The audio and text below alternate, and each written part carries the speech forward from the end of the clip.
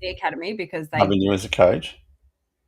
they do often get a bit of singing Yeah, when I welcome them on a Monday morning. lovely. Yeah, so everyone else is just getting a taste of that.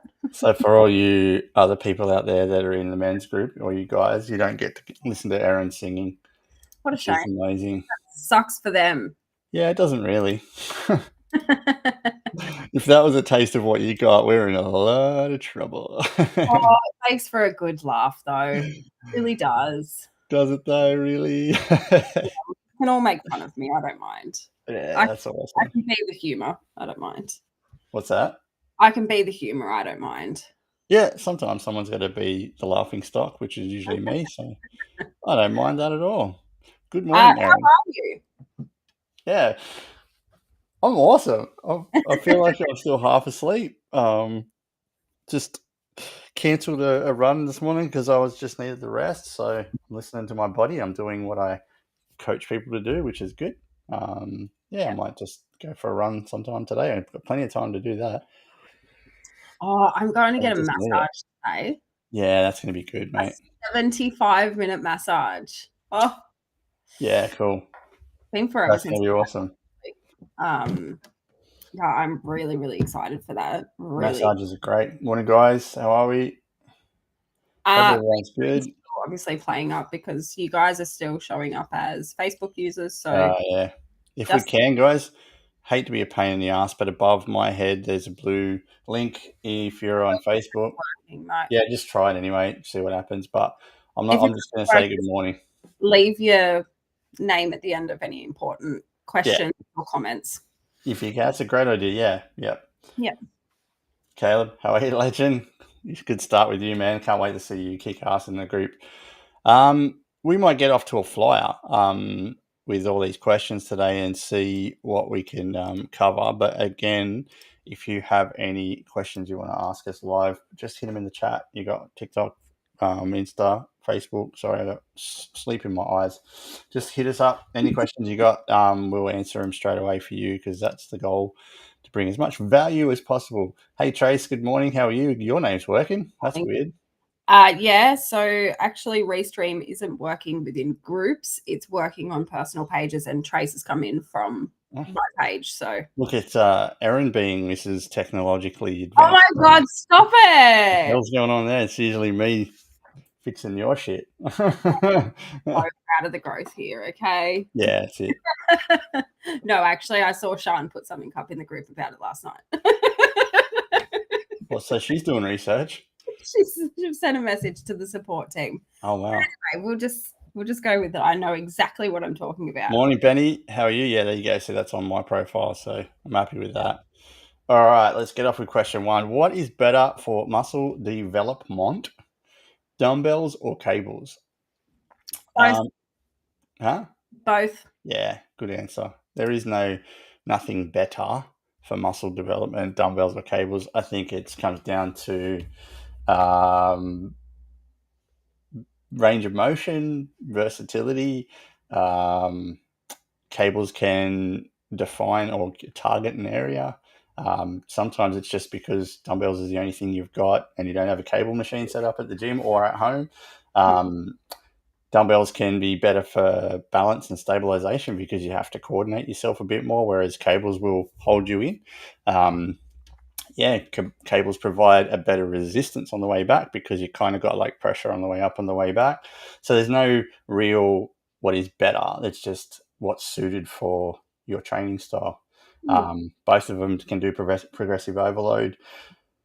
Both of them you can increase weight on the go. But yeah, I think with cables you get a better resistance coming back as well. So you time under tension's a lot more. But yeah, nothing's better. It's exactly the same. It's just what do you have access to and what are you training at that time, in my opinion. It's really good to have it, like have a knowledge of both as well. So even if you were to go into the gym and your program says that you've got to do some bicep curls, but there is just no dumbbell, Yeah. having an idea of how to do that on the cables is going to be really, really beneficial so that you're not just missing those parts of your workout as well. Yeah. Yeah. Definitely. So yeah, it comes down to what you got available for you and Probably coordination wise, it's a lot easier to do cables because it's under control, whereas dumbbells you do have to balance a bit. So for instance, if you're doing a dumbbell curl, you get held into position a bit more with cables, whereas with with a dumbbell you have to rely on balance. So if you've got balance issues, cables can come into play and be a lot more beneficial. So yeah, I think that's all we need to say about that. Yeah. Very good. Okay, next question is, what do I do if my weight starts plateauing? What do you do? Well, like everybody does, panic. Hit the panic button. Hit the panic button. Yeah. What do you do? Well, let's talk about plateauing first. Like, question, actually. yeah, what is plateauing? It's a common misconception. People get maintenance to mixed up with plateauing. Plateauing means you've stopped doing something, so you're not getting a result. I think that's probably the simplest way of explaining it, right? So generally, if it's what the question was about, if your weight starts plateauing, it means something has stopped, or you're coming complacent with things, and you're not monitoring or maintaining or measuring or being consistent with something. So we've got to go back to the root of all evil is, what am I doing that's stopping me from losing that weight? You could be at maintenance. You could not have too much more weight to lose being on the calories that you're currently on. So you might have to play around with calories and up them and see what happens from there. But generally it means you're not tracking. You've stopped tracking your nutrition, so you don't exactly know what's going in your body. So your weight's not, you're not in a calorie deficit. You're generally not doing your steps, so you're doing bugger all cardio during the week. You might only be hitting 3,000 or 4,000 versus the 10 or 12 that you've currently been doing before. You're not hitting the gym. You're not hitting your water. You're not having sleep. There's a few other things we could probably cover, but a weight loss plateau generally means you've stopped doing something that's been working for a long time. And if it is a genuine plateau, that's the exciting part, because you get to eat more food, up the calories. Yeah, that's right. Yeah, that's right. So if you're on a meal plan, or you're on a nutrition plan, or on a diet, we'll use that word, and I hate it, but something stopped. You've stopped doing something, so it's leveled out. It's like an athlete can't get better at his sport if he stops training, right? It'll go backwards. They'll be stagnant. So something's wrong. So go back to the basics. Are you tracking? No. Okay, get back to tracking. Generally, that'll fix it straight away. Are you doing your steps? No. Generally, that'll fix it straight away. You're missing a piece of the puzzle that you've been using that whole time. So get some rest. Have a day where you can just fucking refeed yourself and stop training and just go back and don't hit the reset button, start again on the next day and see how you go. So give yourself a week after your plateau to measure it all out, because obviously weight loss is over a period of time. It's not just one day. You're not going to lose 2-3 kilos in one day. You can if you're stupid, but we won't go into that. But yeah, so go back to basics. What is it that you stopped doing? And then go back and do it again, and then see what happens from there. Love it. Excellent. All right, next question is, what inside the meal or any meal plan, what can I do if I don't like fish? I love this, because people get very fixated on what's there has to be what's eaten, and then they get very caught up in, but I can't eat that, or I don't like this food, or I don't like that. What do I do? And then they hit the panic button. All you have to do is swap it out for a lean meat. Yeah. Chicken. If you like turkey, swap it out for turkey. Yeah. So fish is protein, right? Yeah. So yeah, if you don't like fish, don't eat fish. End of story. A lot of people specifically don't like salmon because I guess it's an oilier, heavier fish. Go to a different type of fish. If you don't like fish, prawns and calamari is really good for protein. Very low in calories and very easy to cook. That's what I look for, is stuff that's easy to cook, because I don't have time to do Michelin star meals. I just want in and out. I want nutrition, and I want high value protein, and I want easy to cook, and something I can chuck some sauces and spices on. So yeah, it's a protein. So just swap it for something that's equivalent in calories and protein. Generally, it would be a white meat would be your best benefit for calories versus protein intake. But yeah, if you don't like it, don't eat it. you can always go plant-based if you want. Chickpeas, lentils, tofu. Yeah, if you want to. I've heard that some people say like the plant-based meat patties are actually quite nice. Never tried them myself, but don't knock it until you try it. Yeah. I'm not going to knock it, but yeah, that'll be the last thing I try. I haven't tried it, so I can't. I want proper steak. Yeah, me too. Me too. Give me a cow any day. So hopefully that answers that question. So yeah, it's just a preference thing. It's not going to affect your meal plan too much as long as you don't swap it for something that's super high in calories and super low in protein, because then you'll affect the actual diet. So yeah, definitely. While doing leg presses, how far do my knees have to bend? Hopefully we're talking about on the way down and not the way up, because we don't want our knees bending when we're at full extension. So generally the rule is about 90 degrees, right? So you want to see your knees looking like, how do I do it? 90 degrees, okay, when we're on the bench press. On the leg press, not the bench press. You don't want to be doing bench press with your legs.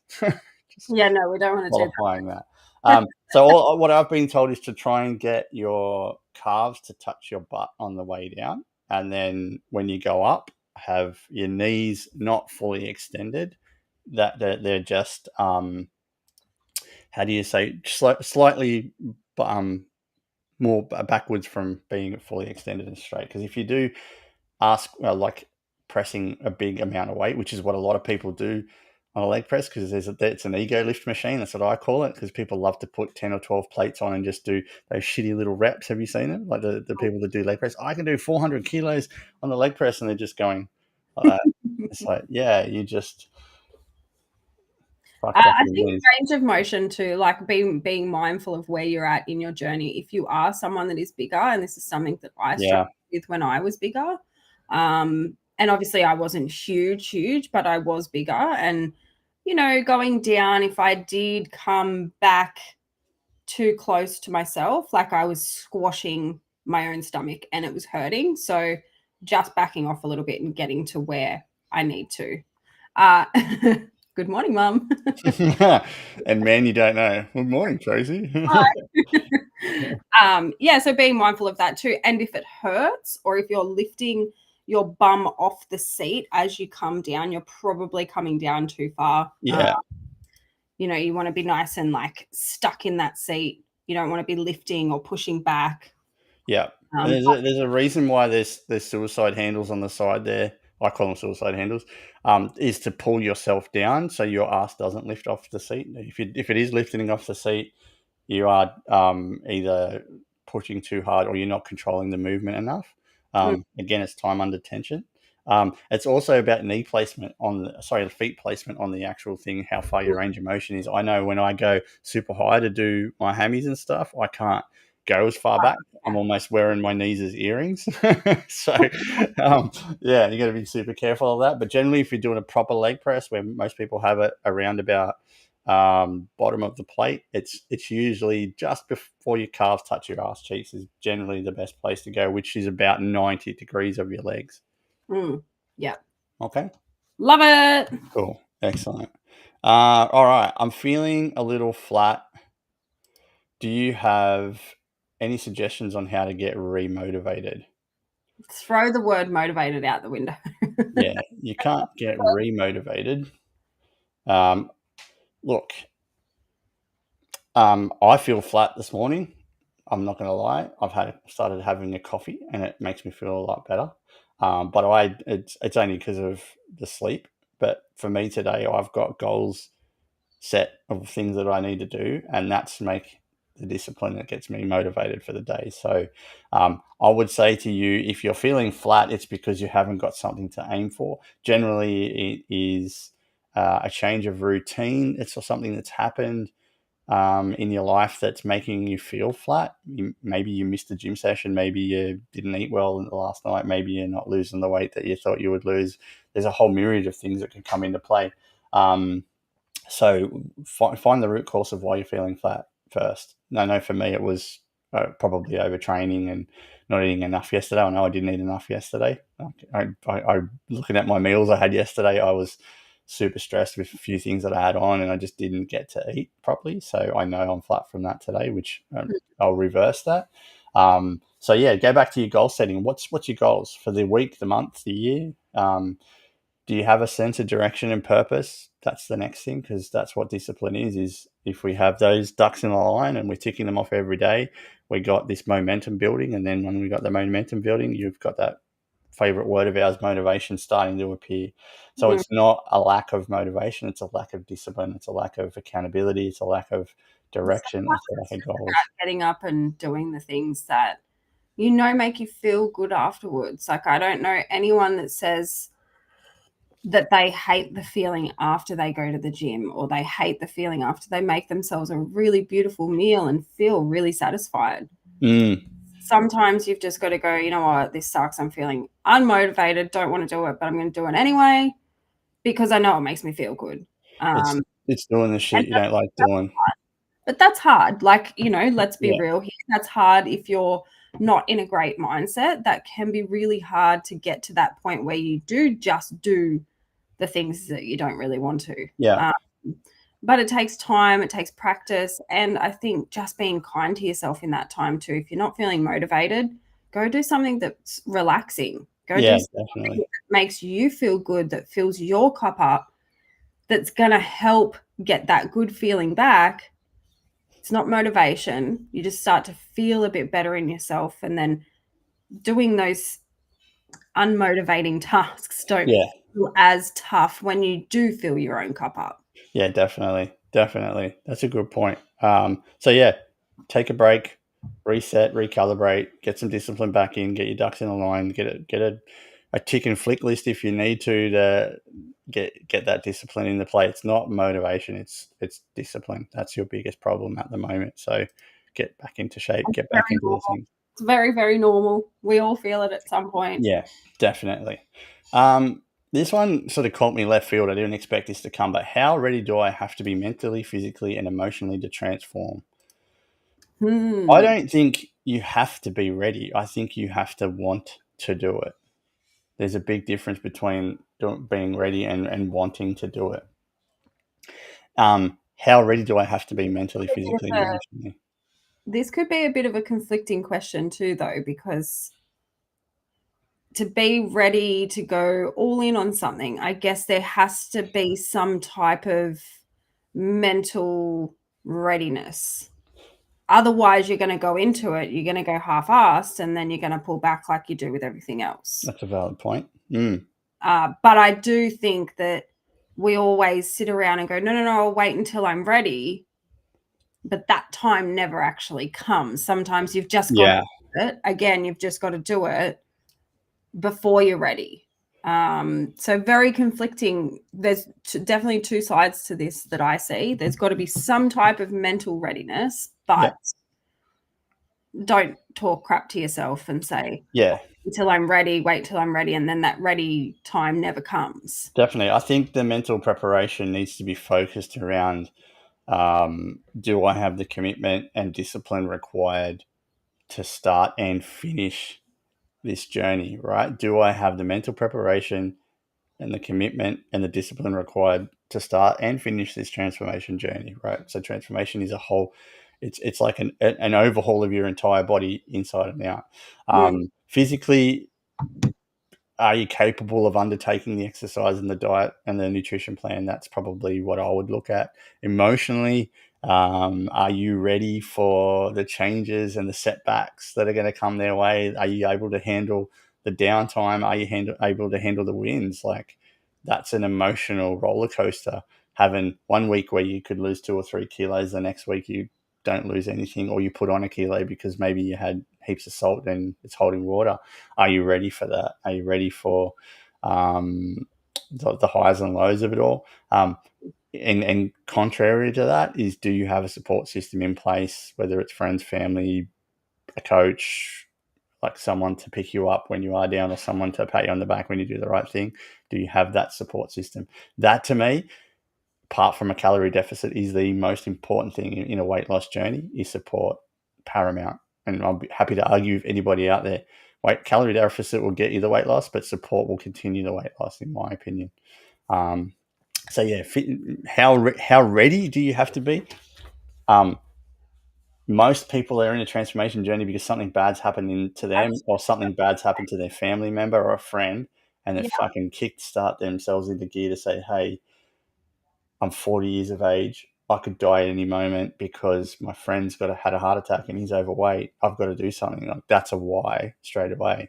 But yeah, mentally, physically, emotionally, it's a massive roller coaster. Are you ready for the challenges? Are you ready for the highs and lows? That's the hardest part.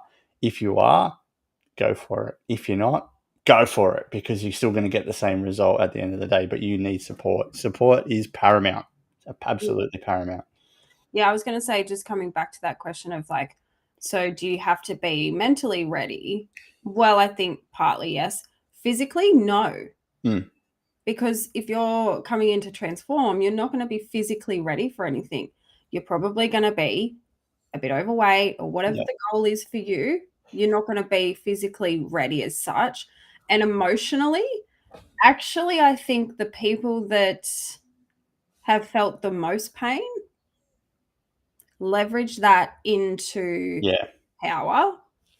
And it's usually the ones that come in that are very, very broken that Mm. just have incredible transformations because they know what the pain feels like. Pain worse than that. They know what it feels like. They know that Yeah.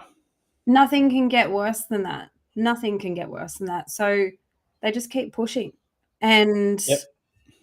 yeah, like the mental readiness, I think that's, you've just got to ask yourself, am I ready to just back myself? Am I ready to commit to myself? Keeping it super simple. If you're ready to commit to yourself, and if you say that you're going to commit, commit. Yeah. I think that is the biggest thing, like starting a transformation, just commit to yourself. And if you have that, oh, maybe I can't commit to myself Attitude. Yeah. decision, or no in betweens. Yeah. Yeah. Yeah, that's an absolutely valid point. So, yeah, you're never going to be ready for change. It's that, are you going to accept the fact that it's going to be hard to do and it won't be something that'll be quick? And if you can accept that, you'll definitely transform yourself really quickly. But yeah, support, and just doing the hard shit are the two biggest things. What happens if my training or workouts go over 2 hours? I'm specifically, guess we're talking about weight training here. What happens? You get a lot tired. You're probably fucking around on your phone. You're overtraining. You can increase the risk of injury and burnout. Most gym programs, especially ones we write, are about anywhere between 45 minutes to an hour and 15 tops, if you're consistent with the rest breaks. The problem with most people these days in the gym is that stupid ass little rectangle that we have in our hand is a big distraction. I love a good chat. I love a good chat at the gym. If I see someone I know, I love a good chat at the gym. But I'm also mindful of my time, and I try not to stay on my phone as much as possible. So I try and put it on airplane mode, or I try, limit the amount of messages and stuff that come through, because it is very distracting, especially when you're a health coach, especially when you're running a business, especially when you've got clients relying on you. But I still need my time. You need your time at the gym to work on ourselves, because that's what we're there for. So yeah, I'd be asking myself, the question is, are you doing the proper rest periods? If it says 60 seconds, are you doing 5 minutes? Number one. Are you actually training at the gym? Or are you there fucking around, like I said, on your phone? Did you not bring your water? Are you up and down to the bubbler all the time? Like, there's heaps of stuff that could be an absolute Yeah, it could be just burden for it. simple that you're resting for longer than what you should be. Which obviously, if you have a program assigned to you, it's very, very important to follow the rest periods there. And if you don't, if you extend those rest periods, it does bump your workout time like way out, like massively. And then if you're adding on to the back end of that, say half an hour on the treadmill, Yeah. I allow about an hour and a half for me to go to the gym, and then I jump on the treadmill afterwards. But your workouts aren't an hour and a half. Your workouts are an hour. Yeah. So sometimes they're 40 minutes, and then fill my drink bottle up and reset myself, get on the treadmill, and I'm out the door within an hour and a half. Yeah. But I don't know. I just think that a lot of people do spend a lot of time that in between the rests, and they extend it. Yeah. A lot. Yeah.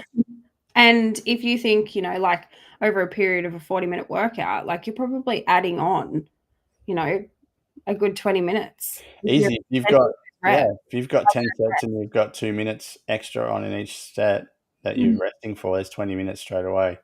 So yeah, be mindful of the time. If you are time conscious, good. If you're there for 2 hours because you need the 2 hours and you, like I said, you're caught up with a friend, or like, that's cool. And it might be a mental health break for you. Great, awesome, fucking oath. Like, I'm all for it. I really am. But if you're time strapped, like feeling good and you don't feel fatigued, you don't feel super sore, and if you're only doing it like maybe once or twice a week for that long, I don't see an issue with it. But if you're walking out and the next day you're feeling really fatigued, you're feeling really sore, and then you're avoiding the gym for the next couple of days because, you spent 2 hours there really just slogging yourself out, then that's probably when you should scale it back a little bit. Definitely. And if you're there for 2 hours lifting weights, maybe you should actually cut your time in half and up your weights. Yeah, or if maybe you're doing a 3-day program and it's taking too long, maybe you should do a 4-day and split it down to different body parts, or a full body. Full body sessions are good for that reason. I like full body because I'm in and out. I get everything worked on. Body part split can be complicated because if there's some really heavy lifts there, you do need longer rest periods between sets. So, but generally, if you're training, workout goes for over 2 hours, especially in our academy with our programs that we write. You're fucking around. So stop fucking around. End of story. Get it done, get out. Nobody has time to be standing around the gym. Yeah, that's it. Morning, Eads. How are you? How do you deal with negative self-criticism? We should have left this one to last because I think it's something that you and I we can talk about because we used to be the king and queen. We can come back to that if you want. Let's come back to it. Actually, you know what? We've only got one more question anyway, so we'll come back to that in a sec. Because the last one's a bit of a dumb question. I don't really want to answer it, to be honest. This one is, okay, does wearing a waist belt or trimming belt do anything? I think emotionally, yes, because they're probably making you feel slimmer. We're talking about those like girdle type things. Is that what we're talking about? Yeah. I'm assuming that that's what it is. Is a trimming belt something that's supposed to be? I think they're like your sweat belts. So you put them on and increase your sweat. And right. It's meant to reduce fat on your stomach and give you rock solid abs. And yeah, sweet. So I need one of those. Well, that's my problem. Yeah. Damn, we can go to our profiles and spent $100 and had abs years ago. We've got looking at your link tree. We've got an affiliation to. No, we don't. Okay, all right. So generally, those things are a placebo. I think placebo meaning you think it's doing something, but it's not really. Yeah, I think it's more the emotional support, right? Like if you do have a belly or a tummy or something that you find disgusting and you're wearing one of those and you're feeling good about yourself, like I'm all for that. If it makes you go to the gym and train and you have to wear that under your shirt and it's making you feel better, that's great. If it's getting you there, but don't rely on it in the long run, because like losing your belly is all about what you shove in your mouth, really. Yes, we can train abs all we like, and we'll probably have an absolute rock hard steel 6-pack behind our tummy. But if we don't look after our nutrition and we don't be conscious of what we're putting in our mouth, we'll never get that, call it 6-pack abs, if that's what your goal is in life. So yeah, if wearing a waist belt or a trimming belt helps you feel better about yourself to go to the gym, I'm all for that. I really, really am. But it's not going to do its job as in burn fat for you or tone you down. I think there's benefits of them. Maybe if you're a mum that has just got back into the gym after having children, obviously our cores are quite weak after having kids, especially if you've had, mine.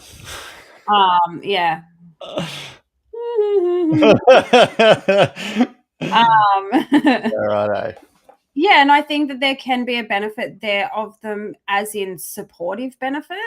Yeah. But there is also proper belts that you can buy from, most sports shops that do the exact same thing. But I guess it's preference of what feels comfortable on you. Yeah. It's I not think going to help you lift the heavy weights. It's definitely with the support side of it, of just holding you together. If you do feel like you're a bit uncomfortable, or you feel like your back might go out, or like there's obviously a lot more to that than just pop a belt on and you'll be fine. Yeah.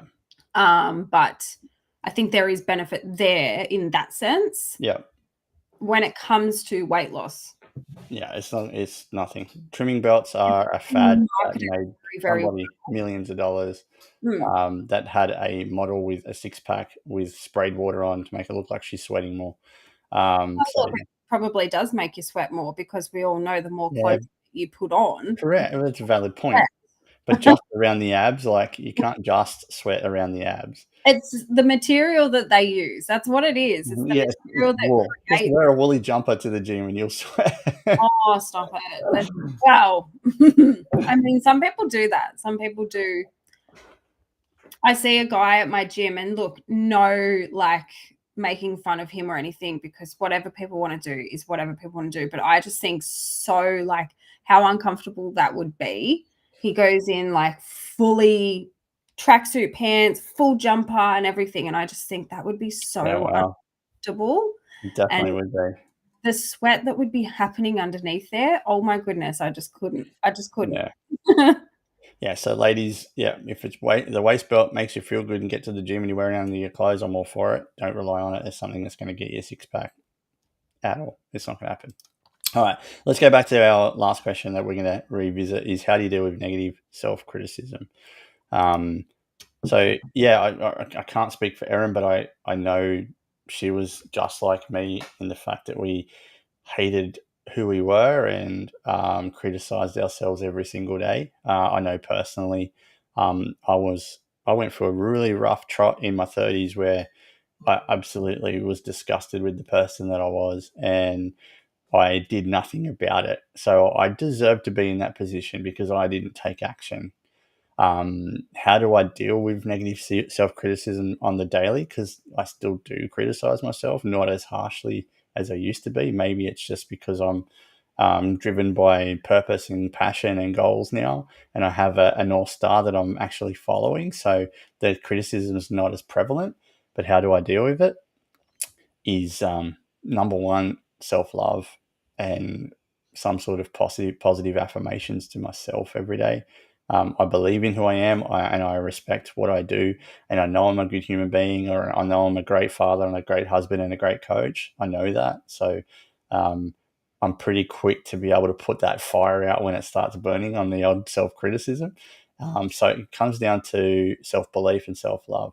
If I get triggered by something, or I call it the fury, because that's what gets me angry and stuff like that. If I can feel that fire coming, I'm quickly to get the hose and put the fire out. In terms of, if I'm criticizing myself about something, I'll flip the script and get a little bit more positive about it. Like, something might be going wrong, but the good thing is that I've got the ability to attack that problem now. I'm not hiding behind alcohol or whatever other vices we hide behind when a problem comes up. I attack that problem now. I have the confidence to say that if shit goes down in my life, I'm able to handle it and control myself, and that's because I back the person that I am. I love that. Look, I think when it comes to negative self-criticism, there is a lot of information out there of like, just speak positively to yourself and this and that. And, again, let's face it, it's not as easy as that. It takes time, and it takes a lot of self-awareness of the way you speak to yourself, like the languages that you use to yourself. That is a huge thing. Maybe doing a bit of research on that, or reaching out to a coach that has, a bit of experience in recognizing the way that you speak to yourself is really beneficial, because having someone external to you call you out in like a supportive way of, hey, actually, the way you're speaking about yourself right now is not actually okay. Yeah. What happens is when you have someone to remind you constantly and you have that support there, you start to recognize this yourself over a period of time. You start to catch yourself out. Actually, when I look in the mirror, what's the first thing that I say to myself? Or what's the first thing that you see? And this is something that I've actually used as an example quite a lot of times, for women. And sometimes I still do it. I'm not saying that, once you get a clear mindset and you progress, it doesn't mean that you never face these things. It just means that you can catch yourself out a bit quicker. That's right. Before. Like, we still face these things. I still face the negative self-criticism. Yeah. Just catch myself out a lot quicker and replace it with positives. Yeah. So I don't sit in that for too long and I don't keep repeating it. But something that I like to use as an example is when you walk past a shop window, or when you look in the mirror, or you go to the gym, and the gym's the perfect example for it, or you look at your reflection as you go to get in your car and you can see yourself. What is the very first thing that you look at? Correct. For me, it was always my tummy. Yep. And I guarantee you, the first thing you will focus on is something that you don't like about yourself. Okay?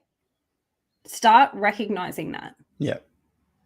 When you can recognize, okay, I'm picking at something that I don't like about myself. Yeah.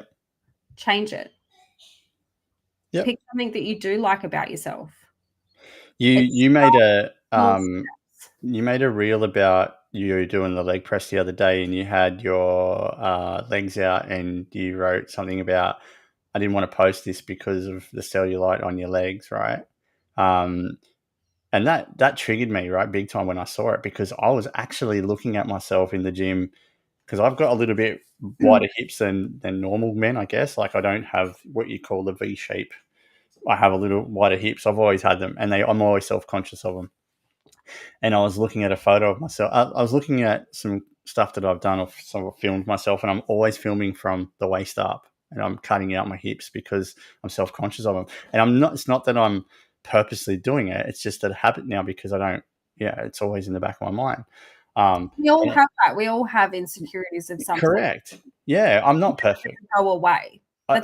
Even if I had a body of an Adonis, I would still find something to absolutely destroy myself about, right? I'm not perfect. I have a big ear on the right-hand side. I have teeth that aren't straight. Okay, I'm aware of that.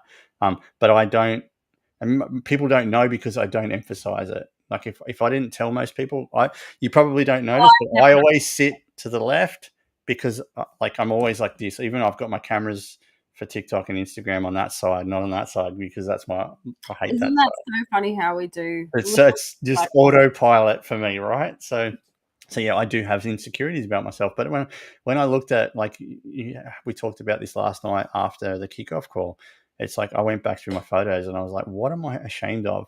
Right, I'm 45 years of age. I weigh 80 to 83 kilos. I'm very, very fit in terms of athletic wise. I can run, I can cycle.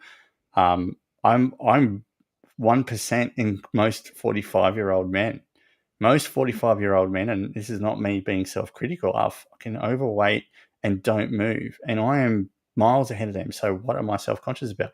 But I'm not worried about anybody else. I'm worried about me. So I've got to start looking at those insecurities. So yeah, I'm really aware of the fact now that I'm taking photos from the waist up, and I'm a bit embarrassed about having those hips. So now I'm not doing that anymore. I'm going to embrace it. That actually just made me think of something as well. So that's the importance of having supportive people around you as well. But also, what are you looking at on social media? Yeah. What are you feeding your brain? Yeah, feed look like? Yeah.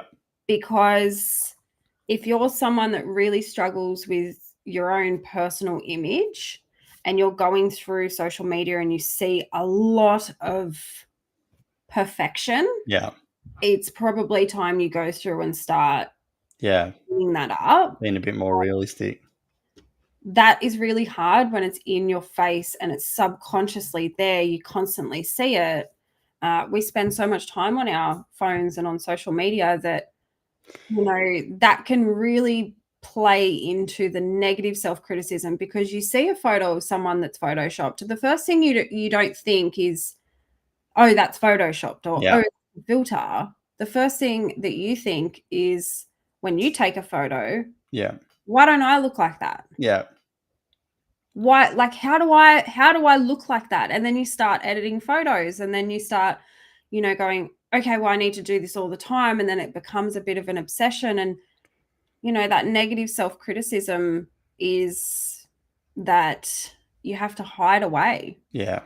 But having, you know, empowering people on your Yeah. social media, empowering In your people circle. around you, Yeah. and just trying to catch yourself out. And it's really, really hard to do. Really hard Yeah. to do. And But I think you said before, it's not just catching yourself out, it's having people that have the respect to pull you up when you mm, are in that moment. You know, I have my I'll, to my wife is the perfect example. She knows when old Michael's there and he needs to snap out of it. She's very good at picking it up and saying, because we're you know, curators of our own life. Like if you go into a slump, you go into a slump. I still do it at times. I still get depressed and anxious when things don't go right. But having someone that can pull your head in and say, hey, mate, this is not you. You mm, need to, you know, sort that shit out and go back and figure out what the root cause is. And generally, most of the time, the root cause is I'm being a perfectionist. I'm too hard on myself. I've set unrealistic goals that I haven't met. I am goal driven and purpose driven, and I haven't hit this target. And I'm so hard on myself, but I'm still way ahead than I was before. So I've got to go back to the simple things in life and say, hey, when you were 30, 35, you didn't want to be around here. And now you're 45 and you love life and you're coaching people to be around. Like, you've mm. got to remember where you came from. You owe it to your younger self, the one that went through all the hardships, the one that went through all the pain and suffering of abuse and, you know, bullying and all the rest of that stuff. You owe it to the younger version of yourself to be the best you can be now. You can still be critical of yourself, but don't be overly critical. Be more positive about it. Like I said, if something goes wrong, look for the good thing in it. You might have learned a lesson. You might have learned a hardship. It might turn you in a direction. It might have got rid of someone out of your life. That's a great fucking valuable lesson in my eyes. So negative self-criticism is always going to be there. It's just how we figure out what the triggers are going to be and how we And pull ourselves back in. how do you use it? Sometimes negative self-criticism isn't a bad thing. Yep, it's good fuel. Sometimes it's actually the kick in the ass that you Yeah, need as well, because sometimes we fluff around and we talk crap, and then sometimes if you're a bit criticizing of yourself and go, actually, I'm talking a lot of crap, right? yeah, A lot of, a lot of crap coming out. yeah. That is very positive, Correct. because you stop telling yourself rubbish and you Yeah, start doing things. But yeah, I think if you're looking in the mirror and you're just being really, really tough on yourself, yeah, that needs to change. You know, a big thing for me is, do I want to live the rest of my life that's not guaranteed? yeah, Do I want to live the rest of my life hating the body that I'm in? yeah, No. Does it make it harder to feel good in yourself if you're not looking after your body with nutrition and movement? Does make it really hard, because you feel like rubbish. But if you're fueling yourself with good food and you're moving your body yeah, and you're still talking to yourself like crap, like, yeah. Yeah, I think something has to change, because you can't live like that forever. no, that's correct. I think Spoke to herself like the way that I used to, I'd be like, that needs to stop. yeah, definitely picking it up. I think without going too further, because we'll probably keep going, but I We think could, we're going to end it like this, right? You got to remember, your brain is like your social media feed, right? You're the curator of the shit that you put in your head, just like your socials feed. You're the curator of what pops up on the For You page.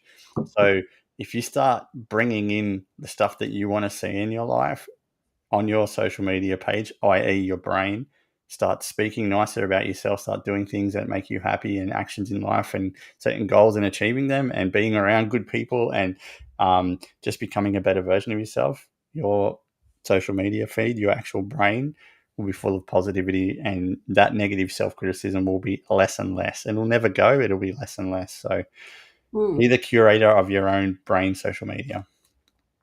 I love it. Cool.